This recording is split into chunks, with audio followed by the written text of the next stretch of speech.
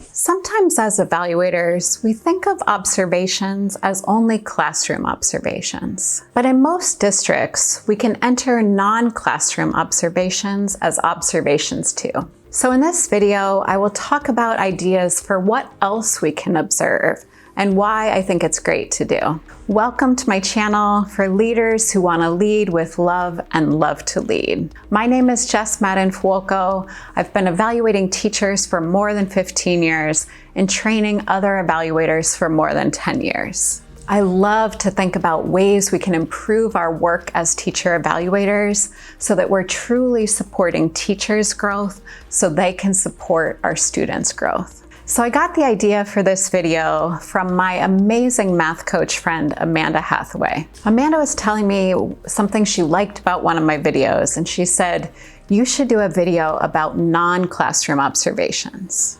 So this whole conversation came up because one of my teachers was presenting at a PD about an effort she was making outside of the classroom to engage families in our school. So right after PD, I quickly wrote up an observation that explained how this teacher was leading this series of family engagement events. Then I described what the series of family engagement events was and how this showed evidence of both engaging families and also sharing responsibility for students across the school.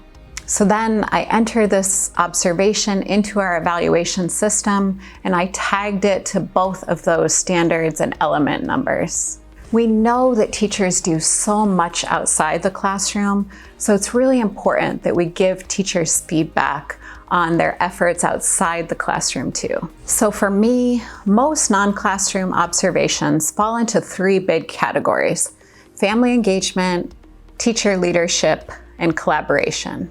Most of the feedback I give on non-classroom observations is positive, and I'm hopeful that teachers experience it as appreciation, and also they know that I'm seeing their efforts and their good work. But sometimes I see a way in which a teacher could be a better colleague, and I'll talk with the teacher about that too. So for example, several years ago, I was working with a white woman teacher, and two colleagues of color were presenting about a trip they were planning to take students on.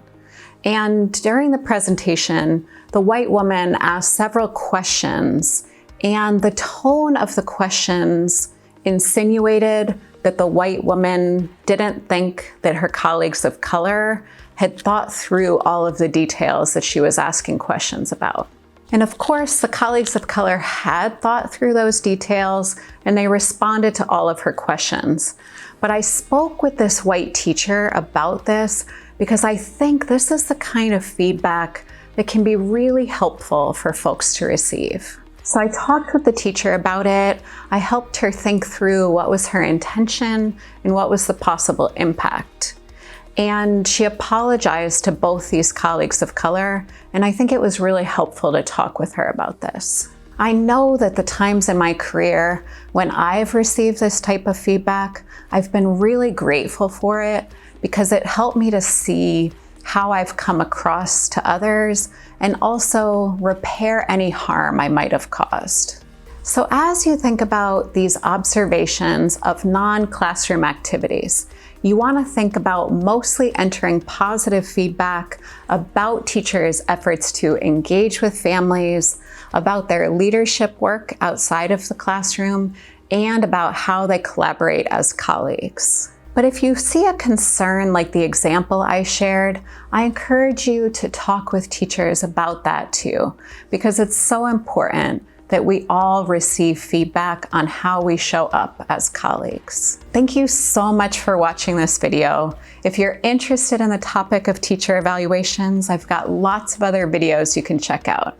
And if you like this video, it'd be really great if you gave it a thumbs up and subscribed and click that notification bell so you don't miss any future videos. And remember, if you lead with love, you will love to lead.